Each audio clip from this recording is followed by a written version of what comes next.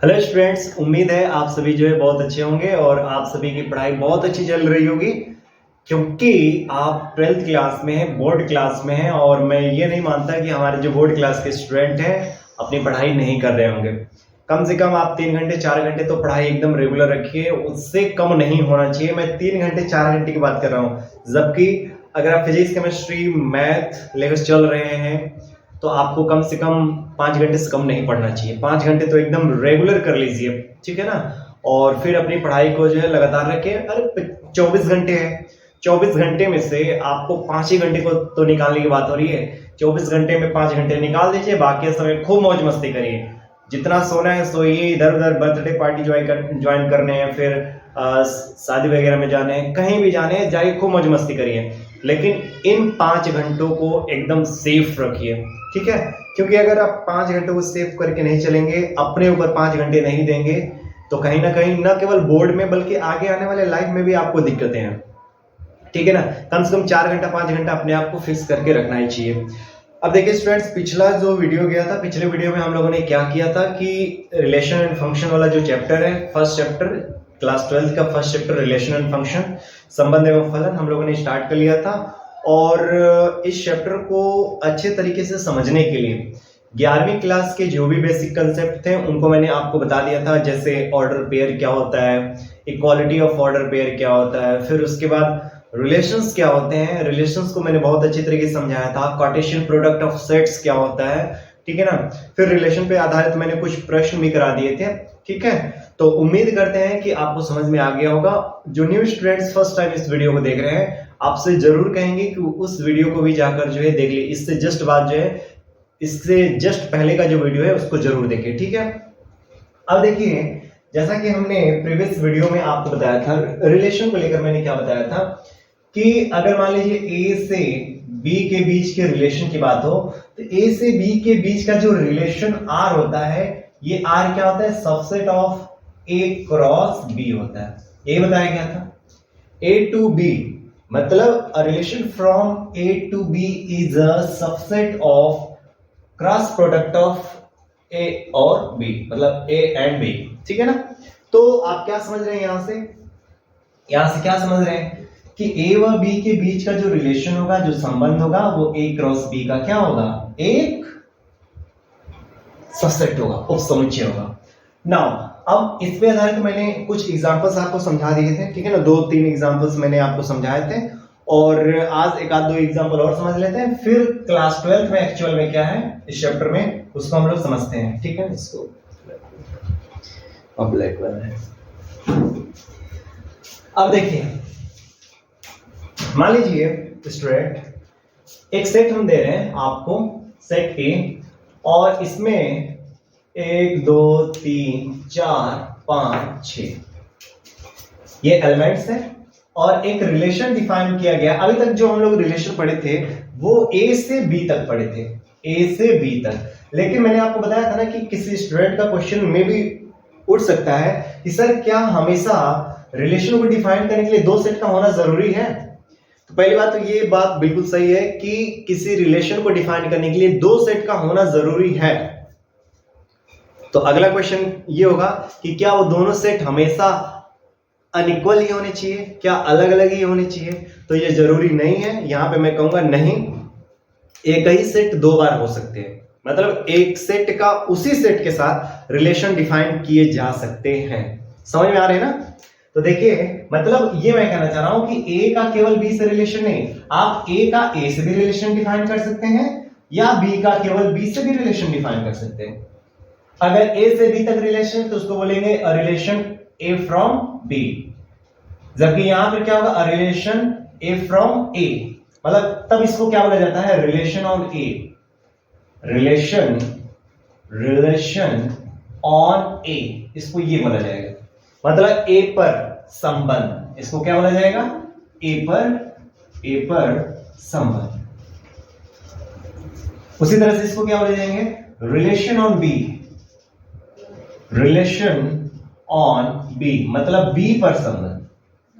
तो ए देखिए, ए से बी तक का संबंध पर जो है हम लोगों ने एक आध प्रश्न करे थे, उम्मीद है वहां समझ में आ गया होगा। लेकिन अगर ए से ए तक का रिलेशन पे बात हो, बी से बी तक का रिलेशन पे बात हो, मैंने जनरली आपको बताया भी था कि जनरली अधिकतर क्वेश्चन जो है हम लोग 12वीं क्लास में रिलेशन ऑन ए ही पढ़ने वाले हैं, रिलेशन ऑन बी ही पढ़ने वाले, मतलब किसी एक सेट पर ही रिलेशन को डिफाइन करके पढ़ने वाले हैं, ठीक है ना। 11th क्लास में भी लगभग यही था और 12th क्लास में भी लगभग यही है, तो घबराने की जरूरत है नहीं। यहाँ पे 2 सेट को लेने की जरूरत ही नहीं है, मतलब 2 सेट लेंगे लेकिन वो इक्वल सेट्स हैं। अब देखिए मान लीजिए कि मतलब एक सेट दे रखा है ए और हमको बात करनी है कि इस सेट ए पर ही डिफाइन किया गया है एक रिलेशन। सेट ए पर रिलेशन डिफाइन करने का मतलब ये है कि एक रिलेशन है ए टू ए पर, मतलब इस तरह से ए का ए से ही एक रिलेशन डिफाइन किया गया है और वो रिलेशन क्या डिफाइन किया गया है, उसमें ये बताया गया है r equal to x comma y such that y equal to x plus 1 where x comma y belongs to A. ये a का a पर ही एक संबंध डिफाइन किया गया है इस तरीके से। यहां क्या बोला गया कि y जो होगा x प्लस 1 के बराबर होगा। अब देखिए स्टूडेंट्स, अब इसको हम लोग देखिए, ये एक्चुअल में सेट बिल्डर फॉर्म में, मैंने बताया था ना कि रिलेशन को भी सेट बिल्डर फॉर्म में और रोस्टर फॉर्म में लिखते हैं। तो आपको सेट बिल्डर फॉर्म में आपको पहले ही बनाकर एक रिलेशन देगा, आपको रोस्टर फॉर्म में लिखना होगा। तो देखिए क्या हो जाएगा, r इक्वल टू, देखिए बोला गया है कि y इक्वल टू क्या है, x प्लस 1, यानी देखो x भी a में ही है, y भी a में ही है, ठीक है ना। x और y दोनों क्या है, a में ही है। अब ध्यान से देखना है, ध्यान से देखिए, अगर x का वैल्यू मैं 1 रखूंगा तो y का वैल्यू क्या आ जाएगा, मैं यहां से पहले दिखा रहा हूं। अगर x का वैल्यू अगर मैं 1 रखूंगा तो y का वैल्यू हो जाएगा 1 प्लस 1 अर्थात 2, ठीक है। अगर मैं x का वैल्यू 2 रखूंगा तो y का वैल्यू क्या आ जाएगा, तो आप कहेंगे सर 2 प्लस 1 अर्थात 3। अगर मैं इसको ध्यान में रखकर मैं कर रहा हूं, ध्यान से देखिएगा, x की जगह मैं 1 रखा तो देखो 2 आ गया, x की जगह 2 रखा तो क्या आ गया, 3 आ गया y का वैल्यू। इसी तरह से अगर x का वैल्यू मैंने क्या रखा, 3 रखा, तो y का वैल्यू क्या हो जाएगा, y का वैल्यू हो जाएगा 3 प्लस 1 यानी 4। और अगर मैंने x की जगह 4 रखा तो y का वैल्यू क्या हो जाएगा, 4 प्लस 1 अर्थात 5। और अगर मैं x की जगह 5 रखा तो y की जगह हो जाएगा 5 प्लस 1 अर्थात 6। और अगर मैंने x की जगह 6 रखा तो y की जगह क्या हो जाएगा, 6 प्लस 1 अर्थात 7। अब ध्यान से देखना है, अब इस रिलेशन में कौन कौन आ सकते हैं, इस रिलेशन में देखो कौन कौन आ सकता है। इस रिलेशन में 1, 2 आएगा, देखो 1, 2, मतलब 1 रखने पर हमको 2 मिलेगा, x का वैल्यू 1 रखेंगे तो हमको 2 मिलेगा। फिर x का वैल्यू अगर मैं 2 रखूंगा तो हमको क्या y मिल रहा है, 3 मिलेगा। फिर x का वैल्यू अगर मैं 3 रख रहा हूं तो क्या मिलेगा, 4 मिलेगा। और अगर x का वैल्यू मैंने क्या रखा, 4 रखा तो हमको क्या मिलेगा, 5, और 5 रखा तो 6 मिलेगा। क्या 6, 7 इसको इसमें रखेंगे, नहीं रख सकते, क्यों, क्योंकि देखिए ये x का वैल्यू है, ये भी y का वैल्यू है, ये x है और ये y है, और x और y किसमें होने चाहिए, a में ही होने चाहिए। तो आप देखिए x 6 है जो a में तो है, लेकिन y 7 है जो a में होना चाहिए, जबकि a में है नहीं, तो इस वजह से हम लोग इस वाले को नहीं लेंगे। तब किसको ले लेंगे, बस यहीं तक, यानी इस वाले को नहीं लेंगे। x equal to 6, y equal to 7, ये हम लोग नहीं लेंगे। क्यों नहीं लेंगे, क्योंकि x और y a में ही है, x और y बिलोंग करने चाहिए किसमें, a में ही बिलोंग करने चाहिए, जबकि y का वैल्यू 7 आ गया तो a में तो है ही नहीं ना, a में आप देख लीजिए a में नहीं है, इस वजह से हम इसको नहीं लेंगे। समझ में आ रहा है। तो रिलेशन को मैंने इस तरीके से आपको प्रीवियस वीडियो में भी समझाया था और यहाँ पर भी मैंने आपको समझा दिया। नाउ अब बात आती है डोमेन। अब देखिए हिंदी वाले बच्चे, अब डोमेन मैंने बता रखे हैं, डोमेन को हिंदी में प्रांत बोले, बार बार मैं हिंदी नहीं लिखूंगा ताकि इंग्लिश वाले बच्चों को भी मेरे को ध्यान में रखना है, ठीक है ना। डोमेन देखिए, डोमेन क्या क्या हो जाएगा, तो आप कहेंगे सर 1, 2, 3, 4, 5, 6, ये डोमेन होगा।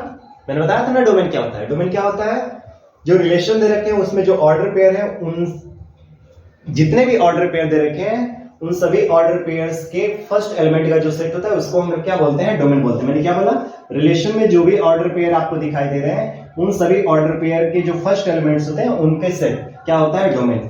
ये अगर मैं बात कर दूं रेंज की, रेंज क्या होगा, तो मैंने क्या बताया था, जो ऑर्डर पेयर दे रखे हैं उनके सेकंड एलिमेंट्स का सेट। देखो यहाँ पे 2 है, यहाँ पे 3 है, फिर यहाँ पे 4 है, फिर 5 है यहाँ पे, और यहाँ पे क्या है 6। ये होगा रेंज, ठीक है। और वही अगर मैं बात करूं कोड में, तो आप कहेंगे सर कोड में तो पूरा सेट ए होगा। जब मान लीजिए इस तरह से होता था, एक रिलेशन डिफाइन किया जाता था ए से बी तक, तो बी को ही कोड में बोला जाता था। अब देखिए अगर रिलेशन डिफाइन किया गया है ए से ए पर, तो इस ए को क्या बोला जाएगा, कोड में बोला जाएगा ना। समझ में आ रहा है ना। तो उम्मीद है ये बातें आपको समझ में आ गई होंगी, ठीक है ना। अगर कोई डाउट होगा तो पूछना है, ठीक है। कोई डाउट होगा जरूर पूछिएगा कमेंट करके, ठीक है। उम्मीद है कोई डाउट नहीं होगा यहाँ तक, ठीक है। चलिए नेक्स्ट क्वेश्चन की तरफ। एक क्वेश्चन और डिफाइन कर देते हैं रिलेशन ऑन ए पर ही, ठीक है, क्योंकि रिलेशन ऑन ए ही हमको पढ़ना है 12th में, ठीक है। अब देखिए मान लीजिए एक रिलेशन है, एक सेट ए है जिसमें 1 2 3 और इस तरह से करके 14 तक एलिमेंट्स दे रखे हैं। 1 2 3 4 5 6 7 8 9 10 11 12 13 14 तक एलिमेंट्स दे रखे हैं। और एक रिलेशन डिफाइन किया गया है, ए से ए पर ही। और वो रिलेशन क्या है, वो रिलेशन दे रखा है x, y equal to such that 3x minus Y equal to 0, जहां पर x और y क्या है, a में ही है। देखिए क्या रिलेशन डिफाइन, यहां पर रिलेशन ये बना दिया गया, यहां पर रिलेशन क्या बनाया गया, x और y के बीच का रिलेशन क्या है, 3x minus Y equal to 0। अब इसको थोड़ा सिंप्लीफाई करिए। अगर इसको थोड़ा सा हम लोग सिंप्लीफाई करें तो ये क्या हो जाएगा, देखिए पहले 3x minus Y equal to 0 है, तो क्या हम y इक्वल टू 3x नहीं लिख सकते हैं, इसको तो लिख ही सकते हैं, y इक्वल टू 3x। अब देखिए x का जो भी एलिमेंट रखेंगे y कितना आना चाहिए, उसका 3 गुना। x का जो भी रखेंगे उसका 3 गुना क्या आएगा, y। अब देखिए अगर x बराबर मैं क्या रखता हूं, ध्यान से देखिएगा। अब मैं डायरेक्ट लिख रहा हूं रिलेशन को। अगर x बराबर मैंने रखा यहाँ पे देखिए 1, तो y क्या मिलेगा, 3 मिलेगा। अगर x बराबर मैंने 2 रखा तो y क्या मिलेगा, 6 मिलेगा। अगर x बराबर मैंने 3 रखा तो y क्या मिलेगा, 9 मिलेगा। और अगर x बराबर मैंने 4 रखा तो y क्या मिलेगा, 12 मिलेगा। और अगर मैंने x बराबर 5 रखा तो y क्या मिलेगा, 15। अब बताइए क्या मैं इसको ले सकता हूं, इस वाले पेयर को हम लोग ले सकते हैं, बिल्कुल नहीं ले सकते। क्यों, क्योंकि देखिए x बराबर 5, तो x 5 मतलब x बराबर 5 आ रहा है और ये इसमें तो है, लेकिन y बराबर देखिए 15 आ रहा है और 15 देखिए इसमें नहीं है। और यहाँ पे साफ साफ बोला है कि x और y किसमें होने चाहिए, a में ही होने चाहिए। मतलब x का जो मान होगा वह भी a में होना चाहिए, y का भी जो मान होगा वह भी a में होना चाहिए। तो y का मान यहाँ 15 है जो a में नहीं है, इस वजह से इसको नहीं लेंगे। तो किसको ले लेंगे हम लोग, बस इतना ही तक। अब यहाँ पे मैं बात करूं डोमेन की। अगर यहाँ पे मैं बात करूं डोमेन की, तो आप क्या डोमेन में बताएंगे, डोमेन में क्या हो जाएगा, 1 2 3 4, 1 2 3 4। अगर वही मैं बात करूं रेंज की, तो रेंज क्या हो जाएगा, 3 6 9 और 12। ये बात अब समझ में आ रही होगी। और वही अगर मैं बात करूं कोडोमेन की, तो कोडोमेन क्या हो जाएगा, तो मैंने बोला पूरा का पूरा सेट ए, ठीक है ना। अब यहाँ पे ये वाला ठीक है ना, ये पूरा सेट ए, ये पूरा कोडोमेन हो जाएगा, ठीक है ना। तो अब मेरे को नहीं लगता है कि अब आपको रिलेशन नहीं समझ में आएगा। रिलेशन से बेसिक मतलब रिलेशन से संबंधित जो भी बेसिक कंसेप्ट थे मैंने आपको बहुत अच्छी तरीके से समझा दिया है। कहीं भी किसी तरह कोई डाउट नहीं होगा। अगर डाउट होगा तो वीडियो को मल्टीपल राउंड रिवाइज करके देखिएगा, आपको सब चीजें जो है बहुत अच्छी तरीके से समझ में आ जाएंगे, ठीक है ना। अब चलिए हम लोग क्लास 12 के सिलेबस में एंटर करते हैं। क्लास 12 के सिलेबस में आपको रिलेशन क्या होता है इसके बारे में बात नहीं किया गया है। डायरेक्ट आपसे क्वेश्चन मतलब डायरेक्ट आपका सिलेबस स्टार्ट होता है टाइप्स ऑफ रिलेशन से, ठीक है ना। मतलब संबंध के जो प्रकार है उस पर बात करी गई है और वहां से जो है क्वेश्चन को आगे बढ़ाया गया, ठीक है। नाउ आई 12th क्लास में हमको क्या पढ़ना है, हमको 3 तरह के संबंधों के बारे में पढ़ना है, ठीक है। मैं क्या कहने जा रहा हूं स्टूडेंट्स, देखिए यहां पर रिलेशन 3 तरह के रिलेशन हम लोग पढ़ेंगे। देखिए रिलेशन यानी संबंध, 3 तरह के संबंधों के बारे में हम लोग पढ़ने जा रहे हैं। यहाँ पे पहला रिलेशन है रिफ्लेक्सिव रिलेशन, जिसको स्वतुल्य बोलते हो, स्वतुल्य। हिंदी वाले बच्चे एक ही बार में देख लिया कर, ये हिंदी एक बार मैं लिख रहा हूँ, बार बार हिंदी नहीं लिखूंगा, ठीक है। ये मैं हिंदी भाषी विद्यार्थियों को मतलब समझ लीजिए कि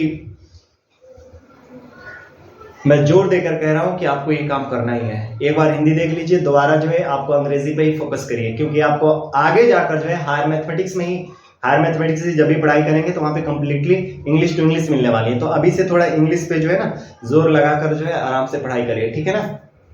अब देखिए, तो रिफ्लेक्सिव को क्या बोला जाता है? स्वतुल्य। वही अगला होता है सिमेट्रिक। सिमेट्रिक को बोला जाता है हिंदी में सममित। इसको क्या बोला जाता है? सममित। और थर्ड होता है ट्रांजिटिव। थर्ड क्या होता है? ट्रांजिटिव। ट्रांजिटिव को हिंदी में बोला जाता है संक्रामक। इसको क्या बोला गया? संक्रामक। अब देखिए, अगर कोई रिलेशन आर है, अगर कोई रिलेशन आर डिफाइन है किसी सेट ए पर, मतलब ध्यान से देखिए, मान लीजिए कोई समुच्चय ए है, समुच्चय ए पर कोई संबंध आर जो है परिभाषित है।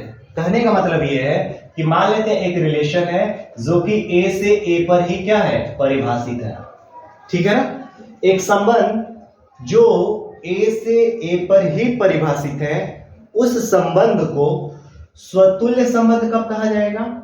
उस संबंध को सममित संबंध कब कहा जाएगा? और उस संबंध को संक्रामक संबंध कब कहा जाएगा? यही हमको सीखने की जरूरत है, ठीक है ना। मतलब ये स्टूडेंट्स, अगर कोई सेट ए दे रखा है और उस सेट ए पर कोई संबंध आर को परिभाषित किया गया है, तो वो संबंध आर एक स्वतुल्य संबंध कब कहलाएगा, एक सममित संबंध कब कहलाएगा और एक संक्रामक संबंध कब कहलाएगा, यही हमको जानने की जरूरत है और इसी पे क्वेश्चंस आते हैं, ठीक है ना। देखिए, अब समझने का प्रयास करिए। संबंध आर, मतलब ध्यान से समझिए, ए पर परिभाषित संबंध आर स्वतुल्य तब कहलाता है जब ए के प्रत्येक अवयव स्वयं से भी संबंधित हो। मैंने क्या बोला? संबंध आर अगर ए पर परिभाषित है तो वो जो होगा वो एक स्वतुल्य संबंध कहलाएगा जब ए के प्रत्येक अवयव अपने आप से संबंधित हो। जैसे ध्यान से समझिए, आइए मैं आपको समझाता हूं। मान लीजिए सेट ए में मैंने कोई तत्व रख दिए, सेट ए में इस तरीके से ए बी सी, इस तरीके से मैंने कोई संबंध रख दिया, ठीक है ना। संबंध नहीं, मतलब सेट ए में मैंने कुछ अवयव दे दिए।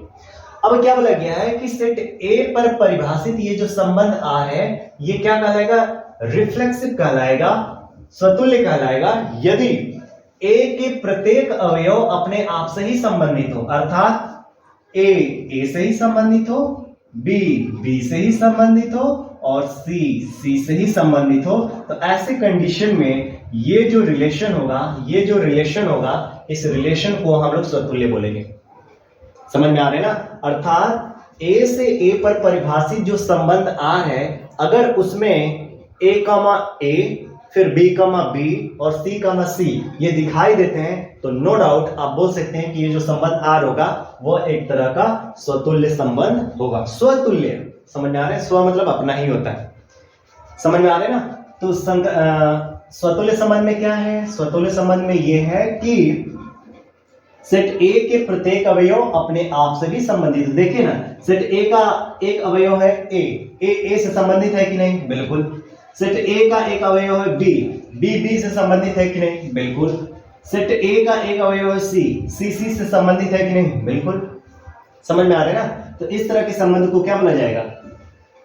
स्वतुल्य संबंध बोला जाएगा।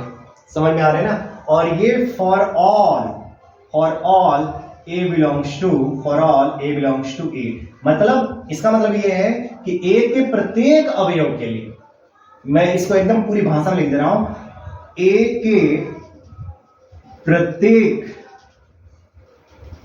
अवयव के लिए ऐसा होना चाहिए। समझ में आ रहा है ना?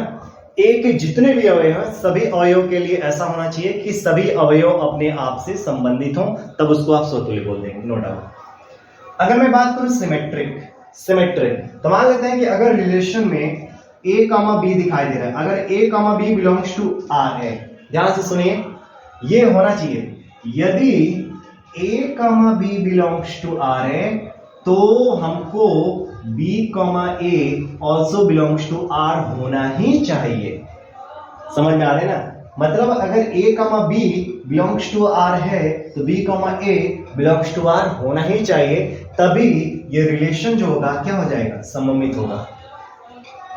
समझ में आ रहा है ना। और ये r के सभी मतलब r में जहां जहां ये सब चीजें दिखाई देंगी सब जगह आपको जो है ऐसा होना चाहिए। जैसे मान लीजिए अगर b comma c belongs to r है तो आपको c कमा b भी जो है बिलोंग्स टू r होना ही चाहिए।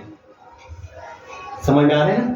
अगर b comma c belongs to r है तो c कमा b भी बिलोंग्स टू r होना चाहिए। बातें समझ में आ रही है ना। और ये a कमा b comma c belongs to किससे हैं, a से। a कमा b comma c belongs to this one ना। समझ आ रहे हैं ना। यहां समझ में आया। मतलब एक चीज पहले ही दे रखा होगा, दूसरा चीज देना पड़ेगा उसको। जैसे मान लीजिए अगर 2 कामा 3 बिलोंग्स टू r है तो 3 कामा 2 भी बिलोंग्स टू r होना ही चाहिए। 5 कामा 4 बिलोंग्स टू r है तो 4 कामा 5 बिलोंग्स टू r होना ही चाहिए, तभी r क्या कहलाएगा, सममित कहलाएगा, सिमेट्रिक कहलाएगा। बात समझ में आ रही। अब बात आती है ट्रांजिटिव। ट्रांजिटिव में देखिए, यहां पे देखिए, यदि a comma b belongs to r है पहला, दूसरा साथ ही साथ b कामा c भी बिलोंग्स टू r है। देखिए a comma b belongs to r है और b comma c belongs to r है। देखिए a कामा b और b कामा c, तो देखो b दोनों में दिखाई दे रहा है। a कमा b बिलोंग्स टू r है, b comma c belongs to r है। तो ऐसे कंडीशन में अगर ऐसा हो जाता है कि a का रिलेशन c के साथ भी दिखाई दे, अर्थात a कमा c भी बिलोंग्स टू r हो, तब ऐसे कंडीशन में बोलेंगे कि ये जो r होगा क्या हो जाएगा, ट्रांजिटिव हो जाएगा। बात समझ में आ रही है ना। मतलब देखिए अगर a कमा b बिलोंग्स टू r है और b comma c belongs to r है, ऐसे कंडीशन में अगर a कमा c बिलोंग्स टू r हो जा रहा है तो नो डाउट आप जरूर बोलेंगे कि सर ये क्या हो जाएगा, ट्रांजिटिव हो जाएगा। जैसे देखिए अगर मान लीजिए 2 कामा 3 बिलोंग्स टू r है और 3 कामा 5 बिलोंग्स टू r है, तो ऐसे कंडीशन में 2 कामा 5 भी किस में होना चाहिए, r में होना चाहिए। मतलब देखिए अगर 2 कामा 3 r में है, 3 कामा 5 r में, मतलब देखिए 3 तो कॉमन है दोनों में, तो ऐसे कंडीशन में 2 कामा 5 भी किस में होना चाहिए, r में होना चाहिए। समझ में आ रहा है ना। 2 comma 3 belongs to r, 3 comma 5 belongs to r, तब जो है 2 कामा 5 भी बिलोंग्स टू r होना चाहिए। तो ऐसे कंडीशन में ये जो r होगा ये ट्रांजिटिव हो जाएगा। एक और एग्जांपल लेते हैं। अगर मान लीजिए 1 कामा 5 बिलोंग्स टू r है, ठीक है, और 5 कामा 2 बिलोंग्स टू r है, तो ऐसे कंडीशन में 1 कामा 2 बिलोंग्स टू r होना ही चाहिए। अगर 1 कामा 2 बिलोंग्स टू r है तो नो डाउट आप बोलेंगे कि सर ये ट्रांजिटिव है, ये संक्रामक है। बात समझ में आ रही है। तो सिमेट्रिक में क्या है, सॉरी रिफ्लेक्सिव में क्या है, a का प्रत्येक अवयव स्वयं से संबंधित होना चाहिए। मतलब a से ही हो, b b से ही हो, c c से ही हो, d रहेगा तो d d से होना चाहिए, e e से होना चाहिए। ये स्वतुल्य के लिए। सममित में क्या है, अगर a comma b belongs to r है तो b कामा a भी बिलोंग्स टू r होना चाहिए। अगर b comma c belongs to r है तो c कामा b भी बिलोंग्स टू r होना चाहिए। अगर 5 कामा 4 जो है बिलोंग्स टू r है तो 4 कामा 5 भी बिलोंग्स टू r होना ही चाहिए। ठीक है। वही अगर यहाँ पे देखिए ट्रांजिटिव में अगर a comma b belongs to r है, पहले कंडीशन देखो क्या क्या होना चाहिए, a comma b belongs to r होना चाहिए, b comma c belongs to r है। अगर ये दोनों चीजें हैं तो ये तीसरी चीज होनी ही चाहिए।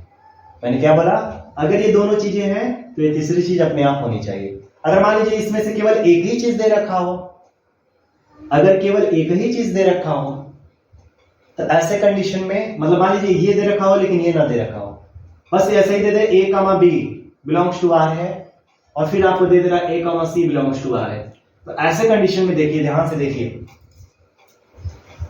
ध्यान से समझना है। अगर a comma b belongs to r है, ठीक है, तो और आगे कहीं इस तरह से नहीं लिखा है कि b कामा समथिंग कुछ बिलोंग्स टू r है, अगर कुछ ऐसा नहीं लिखा है तो नो डाउट आप बोलेंगे कि ये रिलेशन क्या होगा, ट्रांजिटिव होगा। मतलब मैं ये कह रहा हूं कि अगर मान लीजिए कोई सेट है, कोई रिलेशन है, किसी रिलेशन में 2 कामा 3 है तो आगे 3 कामा कुछ और भी होना चाहिए ना, तभी तो आगे हम लोग लिखेंगे। जैसे मान लीजिए 3 कामा कुछ यहाँ प्रश्नवाचक साइन होना चाहिए, चलो मैं मान ले रहा हूं 3 कामा 2, लेकिन आगे कहीं इस तरह का है ही नहीं कि 2 कामा 3 है और आगे लिखा ही नहीं है कि 3 कामा कुछ है, कुछ लिखा ही नहीं है, मतलब 3 कामा करके कुछ है ही नहीं, तो नो डाउट आप इसको पास कर देंगे, कहेंगे कि ये जो है ये जो रिलेशन होगा ना, ये रिलेशन क्या हो जाएगा, मान लीजिए ये रिलेशन है, ये बिलोंग्स टू आर है, इसमें बिलोंग्स टू आर है, तो नो डाउट आप इसको बोलेंगे इस रिलेशन को ट्रांसलेट। देखो स्टूडेंट्स, ये बात हो सके आपको समझ में ना आ रही हो तो नहीं समझ में आ रही तो नो डाउट मतलब घबराने की कोई जरूरत नहीं है, इसको क्वेश्चन में मैं समझा दूंगा, ठीक है ना, इसको क्वेश्चन में समझाऊंगा, कुछ एग्जांपल्स लेंगे, कुछ दिखाएंगे, तब आपको चीजें बहुत अच्छी तरीके से समझ में आएंगी, ठीक है ना। तो अब क्या करिएगा, मैं मतलब कुछ एग्जांपल लूंगा और फिर वहां से जो है मैं आपको समझाने की कोशिश करूंगा। एक मतलब बात याद रखिएगा जरूर, अगर यहाँ पे चीजें नहीं समझ में आ रही हैं तो अभी जस्ट जो एग्जांपल आएंगे ना वहां से चीजें समझ में आ जाएंगी। हाँ, इसको एक आध राउंड जो है रिवाइज करके जरूर देख लीजिएगा, ठीक है ना, तो चीजें समझ में आएंगी। चलिए नेक्स्ट, ठीक है।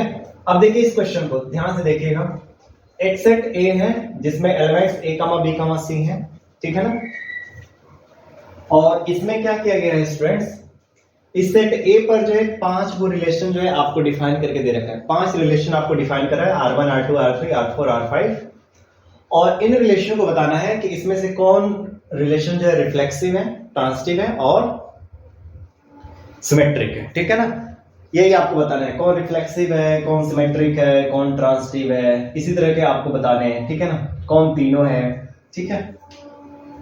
अब देखिए ध्यान समझिएगा, रिफ्लेक्सिव के लिए क्या होना चाहिए, मैंने बोला था कि रिफ्लेक्सिव में क्या होता है कि ए के जितने भी अवयव होंगे वे सभी स्वयं से ही बिलोंग करेंगे, मतलब ए से ही बिलोंग करे, बी से ही बिलोंग करे और सी से ही बिलोंग करे, ऐसा मैंने बोला था।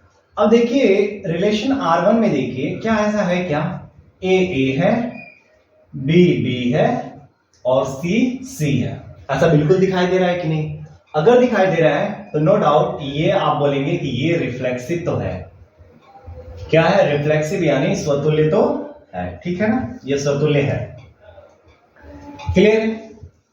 वही अगर मैं बात करूं स्वतुल्य हो गया, आप चेक करेंगे क्या ये सिमेट्रिक है, सिमेट्रिक के लिए क्या होना चाहिए, मैंने बोला था कि अगर a comma b belongs to r है तो b comma c belongs to तो b कामा a भी बिलोंग्स टू r होना चाहिए। आई थिंक विजुअल है ना, ये विजुअल है, हाँ, अगर a comma b belongs to r है तो b कामा a भी बिलोंग्स टू r होना चाहिए। अब देखिए यहाँ पे a comma b belongs to r तो है, तो b कामा a कहीं इसमें दिखाई दे रहा है, कहीं भी देख लीजिए b comma a b comma a b comma a कहीं भी नहीं दिखाई दे रहा है, तो आप बोलेंगे कि सर ये सिमेट्रिक तो नहीं है, ठीक है।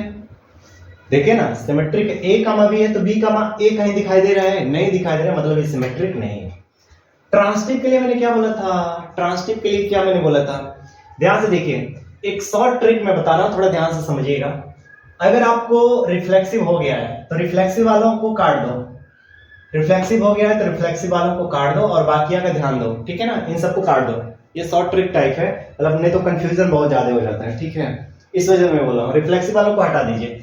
अब देखिए ध्यान से देखिएगा, अगर a कामा b है और यहां देख रहे हैं कि b कामा c है, देख रहे हैं, अगर a कामा b यहां है और b comma c belongs to r है, दोनों बिलोंग कर रहे हैं r में, तो क्या a कामा c इसमें कहीं है, a कामा c इसमें कहीं भी नहीं है, आप देख लीजिए, देखो ये c कामा a है, न कि a कामा c है, और मैंने बोला था कि ये दोनों जो है अलग अलग हैं, एक चीज नहीं है, तो आप देख रहे हैं कि a comma b belongs to r है, b comma c belongs to r है, लेकिन a comma c belongs to r नहीं है, मतलब आप बोलेंगे कि सर ये ट्रांजिटिव भी नहीं है, ट्रांजिटिव भी नहीं है। अच्छा, मैं अब काम कर रहा हूं, इतना बड़ा बड़ा लिखने के बजाय मैं रिफ्लेक्सिव को r लिखूंगा, ठीक है ना, रिफ्लेक्सिव को r लिखूंगा, सिमेट्रिक को s लिखूंगा और ट्रांजिटिव को t लिखूंगा, ठीक है ना, RST, ठीक है, RST लिखा जाएगा, ठीक।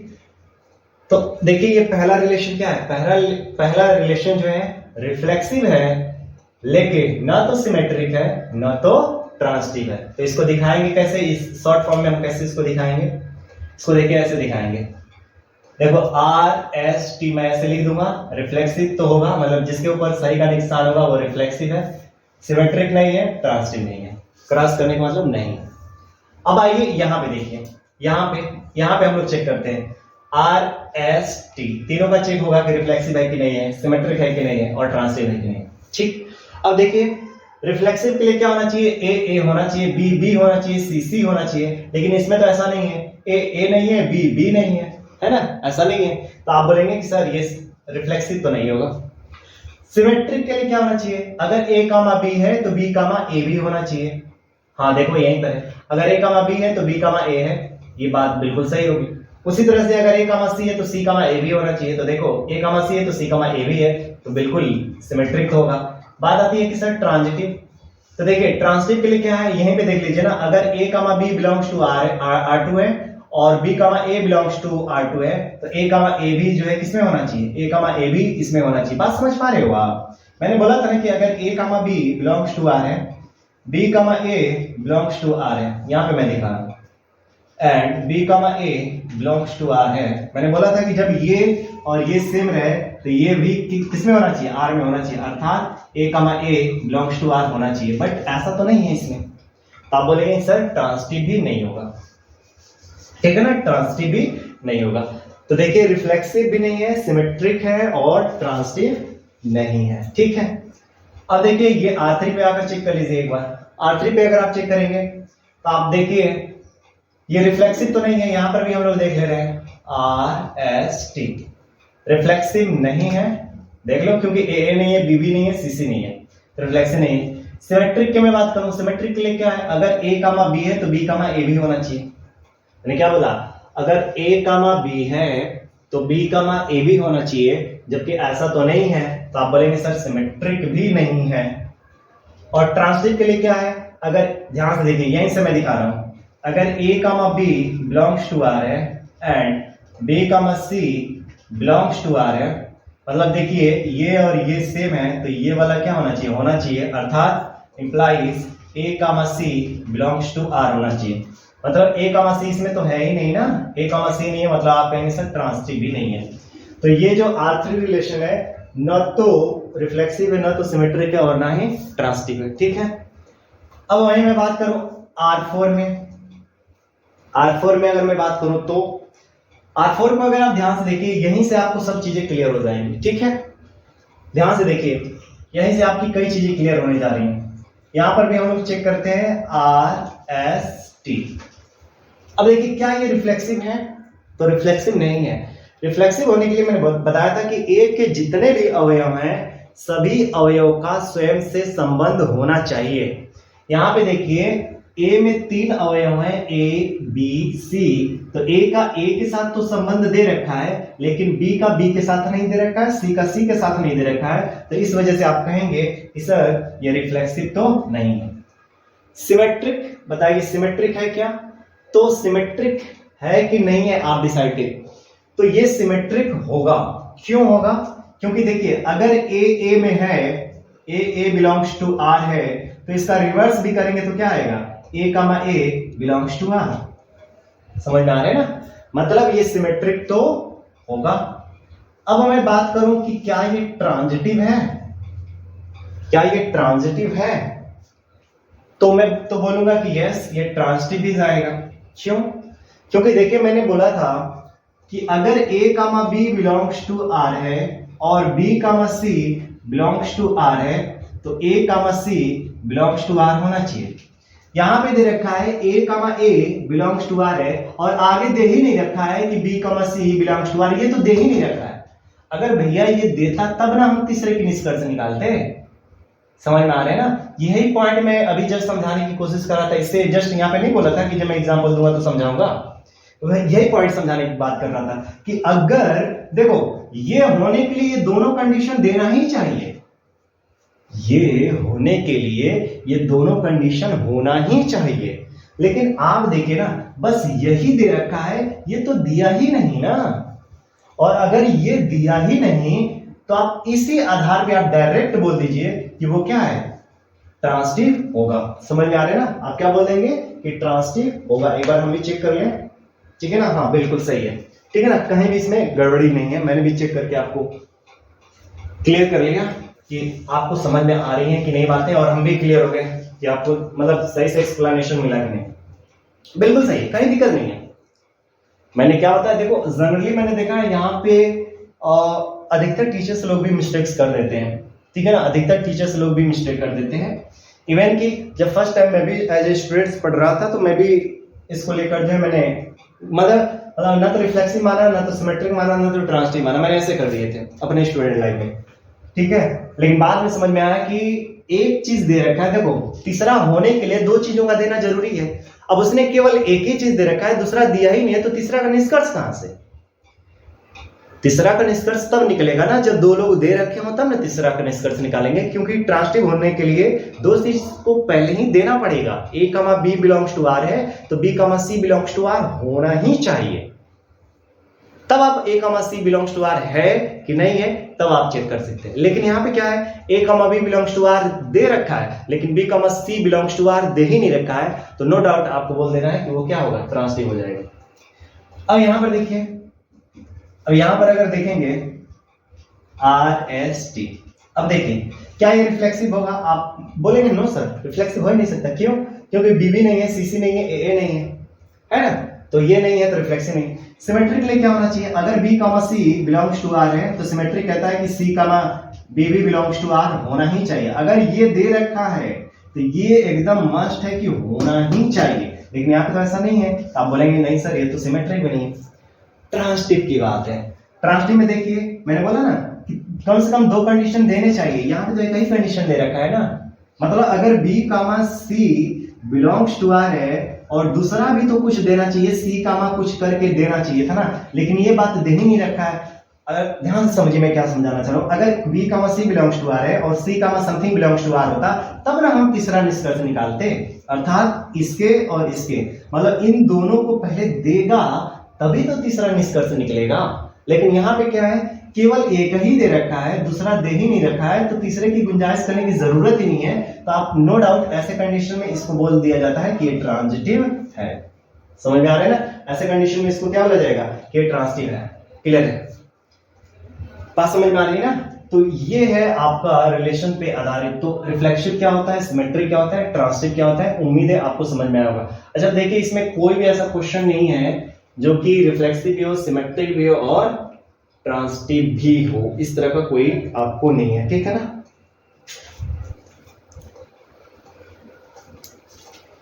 चलिए एक क्वेश्चन और ले लेते हैं, उसके बाद जो इसको क्लोज कर देते हैं, ठीक है? बस एक क्वेश्चन, ठीक है, एक क्वेश्चन और ले लेते हैं फिर उसके बाद क्लियर करते हैं, ठीक है? देखिए अब सेकेंड वाला प्रश्न को देखिए, यहाँ पर भी एक सेट दे रखा है जिसमें 3 एलिमेंट्स है, 1 2 3, ठीक है? 3 एलिमेंट्स दे रखे हैं और इस सेट पर एक नहीं बल्कि 4 रिलेशंस जो है डिफाइन करे गए हैं, ठीक है?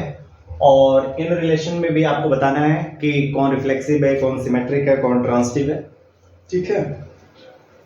तो आइए हम लोग फर्स्ट वाले को चेक करते हैं। पहले यहाँ पे पहले मैं ले रहा हूँ आर एस टी। अब देखना है कि ये रिफ्लेक्सिव है कि नहीं। तो रिफ्लेक्सिव देखिए यहाँ पे कौन कौन से तत्व है ए में, 1 2 3, तो इनका इन्हीं के साथ रिलेशन दे रखा है कि नहीं, 1 1 है कि नहीं, इसमें बिल्कुल है, 2 2 है कि नहीं, बिल्कुल है, 3 3 है कि नहीं, बिल्कुल है, मतलब ये रिफ्लेक्सिव तो है। अब मैंने बोला था रिफ्लेक्सिव के जस्ट बाद जो है उसको कट कर दीजिएगा, ठीक है? अब देखिए अब आगे आपको चेक करना है सिमेट्रिक है कि नहीं। तो सिमेट्रिक के लिए क्या करना चाहिए, देखिए 1 2 है तो 2 1 भी होना चाहिए। सिमेट्रिक यही बोलता है ना कि अगर 1 2 है तो 2 1 भी होना चाहिए, जबकि 2 1 इसमें तो है ही नहीं, तो आप बोलेंगे सर सिमेट्रिक नहीं है, ठीक है? अब देखिए ट्रांजिटिव है कि नहीं है। तो देखिए अगर 1 कामा 2 बिलोंग्स टू आर है और 2 कामा 3 बिलोंग्स टू आर है, तो आप बताइए 1 कामा 3 भी तो बिलोंग्स टू आर होना चाहिए, बट 1 कामा 3 तो इसमें कहीं भी नहीं है, मतलब ये ट्रांजिटिव ही नहीं है, ठीक है? अब देखिए यहां पर आइए, यहां पर देखिए क्या ये रिफ्लेक्सिव है, आप बताइए क्या ये रिफ्लेक्सिव है? तो आप बोलेंगे यस सर ये रिफ्लेक्सिव है। क्यों? क्योंकि देखिए 1 1 दिखाई दे रहा है, 2 2 दिखाई दे रहा है, 3 3 दिखाई दे रहा है, तो ये रिफ्लेक्सिव है। अब इनको कट कर दीजिए। अब बाकी आगे देखिए 1 3 है तो 3 1 इसमें दिखाई दे रहा है। अब ध्यान से देखिए इसमें 2 1 है लेकिन क्या 1 2 दिखाई दे रहा है? नहीं दिखाई दे रहा है। सब कुछ होना चाहिए, अगर 1 3 है तो 3 1 है, बिल्कुल, तो यहां से तो खुश है। 2 1 है तो 1 2 भी आपको इसमें दिखाई देना चाहिए, जबकि यहां पर तो ऐसा नहीं है, तो आप बोलेंगे सर ये सिमेट्रिक नहीं होगा। ठीक है, अब आता है सर ट्रांसटिव। तो ट्रांसटिव के लिए देखिए 1 3 और 3 1 है, तो आप क्या बोलेंगे कि सर 1 3 और 3 1 है, तो 1 1 तो आपको दिखाई दे रहा है, इसमें साफ साफ दिखाई दे रहा है कि हाँ सर 1 1 है, तो यहां से तो समझ में आता है। अब देखिए 2 1 है, ठीक है ना। मैं यहां से बात कर लूं, एक चीज थोड़ा ध्यान से देखिएगा, ध्यान से समझिएगा। अगर ये 2 1 है, 2 1 बिलोंग्स टू आर है, और यहां पे देखिए 1 3 बिलोंग्स टू आर है कि नहीं।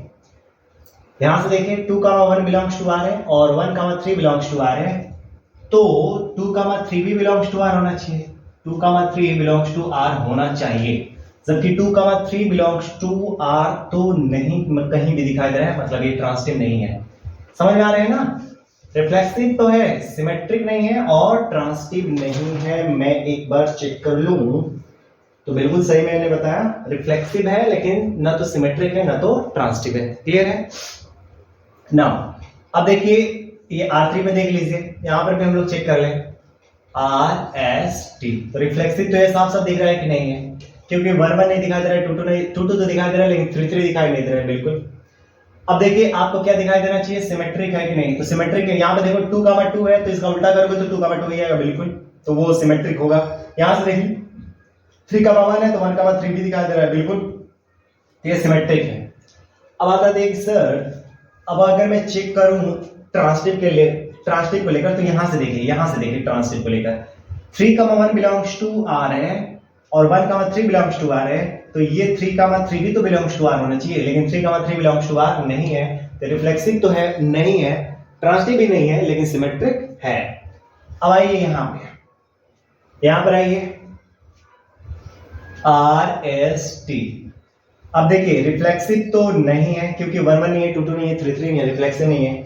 सिमेट्रिक है क्या, नहीं सिमेट्रिक भी नहीं है। क्यों नहीं सिमेट्रिक है, सिमेट्रिक इस वजह से नहीं है क्योंकि आप देख रहे हैं कि 1 3 तो है लेकिन 3 1 नहीं है, तो ये सिमेट्रिक भी नहीं है।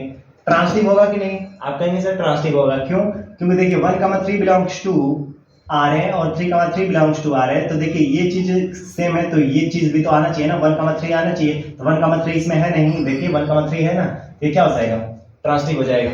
बातें समझ में आ रही हैं।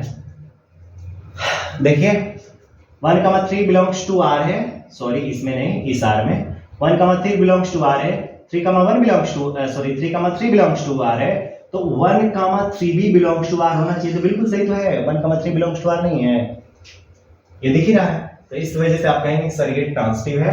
एक बार मैं भी इन सबको चेक कर लूं तो बिल्कुल सही दिख रहा है मेरे को, ठीक है ना। ठीक है, कहीं कोई दिक्कत नहीं है। तो उम्मीद है कि रिफ्लेक्सिव क्या होता है, सिमेट्रिक क्या होता है, ट्रांसटिव क्या होता है, ये बातें समझ में आ गई होंगी। अब मैं आपको बता दूं कि जो रिलेशन रिफ्लेक्सिव भी होता है, सिमेट्रिक भी होता है, ट्रांसटिव भी होता है, उस रिलेशन को बोला जाता है, क्या बोला जाता है, इक्विवेलेंस रिलेशन। इक्विवेलेंस रिलेशन बोला जाता है, उसको क्या बोला जाता है, इक्विवेलेंस रिलेशन। मतलब जो रिलेशन सिमेट्रिक भी हो, ट्रांसटिव भी हो, रिफ्लेक्सिव भी हो, उस तरह के संबंध को क्या बोला जाता है, रिफ्लेक्सिव रिलेशन। हिंदी में बोला जाता है तुल्यता संबंध।